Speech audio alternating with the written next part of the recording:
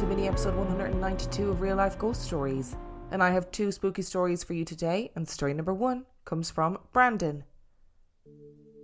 We live in a rural area of New South Wales in Australia. When I was younger, the now developed lot across the road was bushland. However, it was occupied by a vagrant who lived in a small wooden shack. Some might think that disturbing, I know, but by all accounts he was a nice bloke. I was quite young at the time and have no memories of him. One day my mum was woken during the night when she heard movement in her room. She thought nothing of it initially and assumed it was my dad getting into bed. It then occurred to her that my dad had said he was sleeping on the couch, something he would typically do if he had a toothache and knew his sleep would be restless. As expected, my mum got up to look around the room, and that's when she saw a dark, shadowy figure standing at the foot of her bed. Naturally, she let out a massive, shrill scream that woke up the household and scared the absolute shite out of my brothers, and probably me, though I don't remember. My dad ran to the bedroom, opened the door and turned on the lights, and sure enough, the figure was gone. My mum would later describe the figure as appearing in shape like Bob the vagrant, and that he carried with him the smell that could only be described as death. In the end, she didn't think a great deal of it, though she is a believer in the paranormal.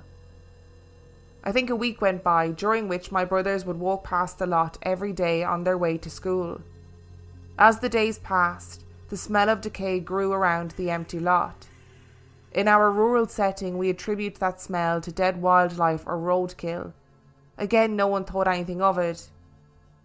And sure enough though, the decayed body of Bob was eventually discovered, presumably after complaints were made about the smell from the houses surrounding the lot. I don't believe any cause of death was formally released. Some speculated foul play, as there were some youths in the area that were known to be a nuisance to the poor guy. Others assumed it was natural causes. I don't know how old the bloke was. I don't know if the timeline is accurate. It may have been a few days or even more than a week before the body was discovered. I tried to find newspaper articles to corroborate the story, but our village is really quite small, so a lot goes unnoticed here. Sadly, given his status in society, I don't think it was that much of a surprise. If the timeline adds up, I don't know, it kind of feels like your mum might have saw him en route to whatever his final destination was, which obviously unpleasant for your mum, because it would have scared the shit out of her and would have scared the shit out of me if I was in her situation, and subsequently scared the shit out of the whole family because she was like blood-curdlingly screaming in the night. I had a conversation with Tim, the wonderful Tim Cloak, on Patreon recently, only in the last couple of weeks, in an episode where he was telling me the stories that a kind of eccentric character, an older man in his village, would tell children, and actually it was completely harmless. And I think sometimes we do a disservice to people when we're trying to keep safe. So we're trying to instill the ideas and values of stranger danger, which is completely right and completely what everybody should be doing. But then you often end up with people being completely misjudged because of their living arrangements and living circumstances. And it always makes me so cross when people in the community, when they harass or just be a nuisance to unsheltered or unhoused people. Like, it's just, there's no need for it. Just leave them alone. If they're not doing any harm to you, just leave them alone. They're just trying to survive. Today's episode is brought to you by HelloFresh. Welcome back, everyone. So good to see you all back again this week. It is such a shame that Chupacabra couldn't make it, but given the reports this week that he is in fact a dog, perhaps Monsters Anonymous is not the best place for him. Now today, we're going to recap on what we learned last week, which was... That's right! HelloFresh, America's #1 meal kit. You guys were really paying attention. So how can we use HelloFresh as a great alternative to hunting and consuming humans? You've all got New Year's goals, and HelloFresh is here to help you achieve them. Skip the grocery store and skip that eternal rat race of hunting humans and take control of your time and budget with delicious recipes delivered right to your cave without all of the worry of being caught on camera and put in a paranormal YouTube compilation. Okay, Mothman. I appreciate your contribution, but remember last week we talked about using our indoor voices or indoor echolocation. You are very loud in this small space. Also, please keep the death prophecies to the end of the session as it upsets the other entities. Thank you. Let's continue. With HelloFresh, eating well in the new year can be stress-free and delicious. With over 35 weekly recipes, they have the options that you're looking for to help you achieve those goals. Choose calorie smart and carb smart recipes, or even customize select meals by swapping proteins or sides, upgrading your proteins, or adding protein that isn't human to a veggie dish. Also, I'd like to think I wasn't this patronising as a teacher, but I probably was. And I can tell you that I have received a whopping 89 HelloFresh boxes thus far, and I love it. Helps me to eat better, save money, limit my food waste, etc. Okay, Bigfoot. I love that you are trying really hard, but I'm going to go ahead and ask you to remove my leg from your mouth, okay? Some people are into it, not me. Why don't you use that energy to go to hellofresh.com/reallifeghoststories22 and use code reallifeghoststories22 for 22 free meals plus free shipping. Now everybody say it with me. That's hellofresh.com/reallifeghoststories and use code reallifeghoststories22 for 22 free meals plus free shipping. And story number 2 comes from Natalie. I was raised in an evangelical Christian family and was born in the early 70s. Anything paranormal would be considered evil and demonic by my parents. As a child, I had some paranormal experiences that I never mentioned to my parents. I've definitely always been sensitive to spiritual things. I'm no longer involved with church, though I do have spiritual beliefs, probably more akin to Wiccan or pagan. I'm not really sure what to call my beliefs, but they are far from the Christian ones that I was raised with. As an adult, I've had numerous paranormal encounters. A very special person in my life was my grandfather. Growing up, I adored him. My grandfather on my mother's side, we called him Pop. We lived across the road from Nana and Pop from when I was around aged 4, so I spent a lot of time with them. Pop did magic tricks, baked scones, planted things, fixed things. He was kind and funny too, and passionate about his family. I clearly remember tinkering around with Pop in the garage, Pop whistling as he worked, a steady whistle with a warble at the end of the notes that he held. They moved away for work when I was 8 years old. We all looked forward to seeing them on holidays, and I always felt strongly connected to my Pop. As I married at 20 to a man Pop didn't really approve of, we grew apart. I often felt sad about losing closeness to him. 9 years later, when I was nearly 30, my Pop became terminally ill. Thankfully, I was able to visit him at his home, hold his hand and spend time just sitting with him. That night, I went home thinking of him and Nana. I went to bed and felt a heaviness for him, a weight upon me. I cried myself to sleep and woke at around 4 a.m. The heaviness had lifted and I knew that Pop had passed away. I woke my husband and told him. He didn't believe that I would know. A couple of hours later, my mum called to tell me that Pop had passed. It was at the exact time that I had woken up. I felt such a comfort knowing that even though we'd grown apart, we were still connected. Months later, I had an incredibly vivid dream about Pop. He explained his view of how we'd grown apart, and in the dream, we reconciled. I woke up feeling like this had really happened and it helped me so much. Years passed by. I separated from my husband and I was living with my 3 children on my own. One night, just as I was falling asleep, I was awoken by a sound. It sounded like a man clearing his throat. The sound came from what seemed like a man sitting on my bedside. Writing this sounds very scary, but I didn't feel scared. I felt as though maybe I had dreamt it. But then my daughter came out from her room. "Mum, what was that noise?" I asked her what she heard, and she said, "A man clearing his throat in your room." Freaky, I know, but I still wasn't afraid, though my daughter came and slept in my bed that night. Then a few days later, it was the evening and we were sitting in our lounge watching something on TV. I heard whistling. It seemed to be coming from my room. My daughter heard it too. We turned down the TV and it was the same distinct whistle of my pop, steady notes with a warble at the end of the longer notes. We went into the bedroom and of course no one was there. It was my pop checking in, I'm sure of it. In fairly recent years, I worked with a lovely lady in a department store.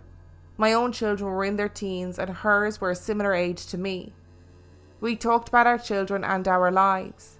She was so much fun, a bit silly too, and always up for a laugh, and we quickly became friends.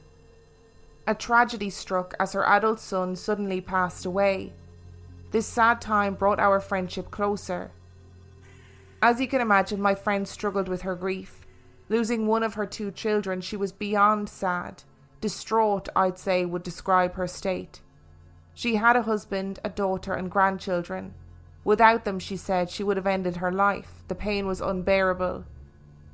Roughly 2 years after her son's passing, my friend became unwell and was diagnosed as terminal. My daughter and I visited her in hospital.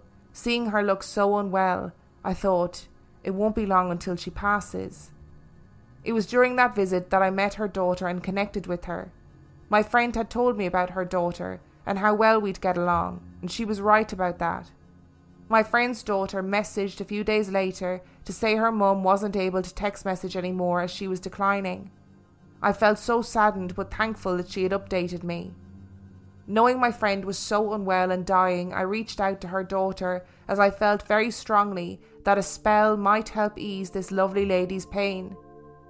My friend told me her daughter was interested in Wiccan ways, as I am too. I messaged my friend's daughter and she agreed, so we did a spell separately but simultaneously to release her mum from the pain and suffering. I found myself feeling a heavy weight for my friend. Woke in the wee hours of the morning and the weight was gone. I thought maybe my friend had passed just the same as when my pop had passed. Hours went by, and a message came from my friend's daughter to say that she had passed away. It was at the same time that I had woken up and felt the weight lift. I attended the funeral and was asked to give a eulogy, and of course I did. One of the hardest things that I've had to do in my life, but I also felt honoured to do so. My daughters attended the funeral too. After, my friend was laid to rest and everyone had dispersed to the final part of the farewell. My daughters and I stayed at the grave and dug my friend in alongside the gravedigger at the cemetery. Days later, I felt the strong presence of my friend. Very strong. I felt her wanting me to pass on a message to her daughter. I'm okay. It's bittersweet. I'm here with my mum a lot and your brother sometimes. She impressed upon me that she was able to see her daughter and her grandchildren from the other side, so that wasn't so bad. She was also holding the hand of a child, a boy around 5-ish years old. I didn't know who the boy might be, and I had a strong feeling that it was a relative. Of course, I don't just take it lightly to contact someone with a message from their loved one who's just passed.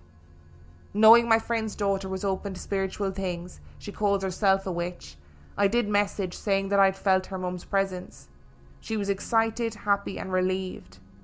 She asked if her mum had a message for her. I told her the message, and I left out the bit about holding hands with the little boy. But she asked if there was anything else that she should know. I decided to mention the boy, and it turned out my friend had a miscarriage around the time she had her other 2 children, something she did not speak of much but was saddened by. It turned out to be a comfort to my friend's daughter to hear from her mum. The heavy presence left after the message was delivered, though, I believe my friend is with me a lot, like a guardian. Years later, I underwent an operation. I was not afraid of the surgery at all. The procedure took twice as long as it should have due to what they found. My daughters were concerned as they heard nothing for some time. During the long wait, one of my daughters felt a strong presence and recognised it as my friend. She impressed upon my daughter that I was okay. She was with me and watching over me.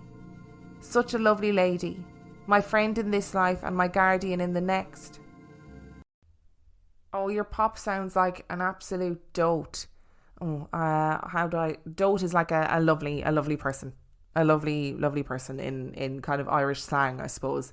But he sounds lovely. He sounds like a dote. And I think it's lovely that he was able to come back and connect with you and do it in a non-intrusive way and do it in a lovely way that your daughter was also able to share in. And I think that's really sweet. And like I've said countless times, and I'm sure people are sick of me saying it, I do think that people have connections, that people have deep spiritual connections, and that people are kind of aware when somebody dies. They wake up with feelings, or they get a sensation, or they just have an intuitive knowing that someone has died. And I think that's a pretty amazing connection to have with somebody in their life, that you feel it when they pass away. And I think, speaking about your friend who very sadly passed away as well, who's you now believe is your guardian, I think it really sounds like you dealt with that whole situation in a very caring and compassionate way. So what I mean is, you were losing your friend and her daughter was losing her mum, and you both connected and clearly were very similar people with very similar interests. And I really liked it when you said, I don't take it lightly to contact someone with a message from their loved one who's just passed. I think it's incredibly important to assess the situation before sort of jumping in and giving somebody a message from their loved one who has passed. But it obviously sounds like she was very open to it and that it made her really happy. And I think we all need a guardian angel sometimes, and it sounds like you've got a really good one on your side. Thank you so much for listening to today's episode. Thank you to Brandon and Natalie for sending in your stories. The last story came from May the 29th, 2022. And if you would like to send in your story, you can do so by emailing it to reallifeghoststoriespodcast@gmail.com. You can also check out the website reallifeghoststoriespodcast.com. If you are desperate for extra content, you can sign up to patreon.com/reallifeghoststories, where for $5 a month or $2 a month, you get access to heaps of extra content, as well as every single main and mini episode completely ad-free. And on that note, I shall see you tomorrow.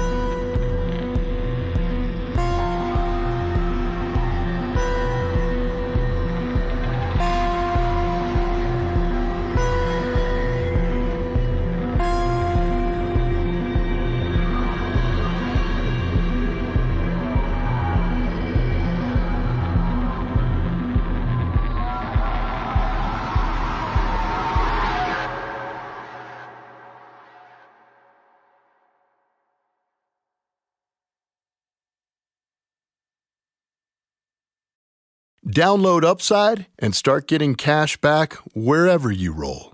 It's like having your own hype man. Get an average of 17% cash back at restaurants. Oh, it's dinner time. Average of 13% on groceries. Get those groceries. 10 cents per gallon average cash back on gas. It's go time. Plus, cash back at participating convenience stores too. Stacks on stacks. Users can earn hundreds of dollars a year, 3 times more than other apps. Upside, show me that money. All right, we get it. Get it. It's easy. Just sign up for the free Upside app and start getting cash back for doing you. Download the free Upside app and use promo code DOYOU10 for an extra $10 cash back on your first purchase of $10 or more. That's promo code DOYOU10 for an extra $10 on the free Upside app. Get cash back for doing you with the free app from Upside.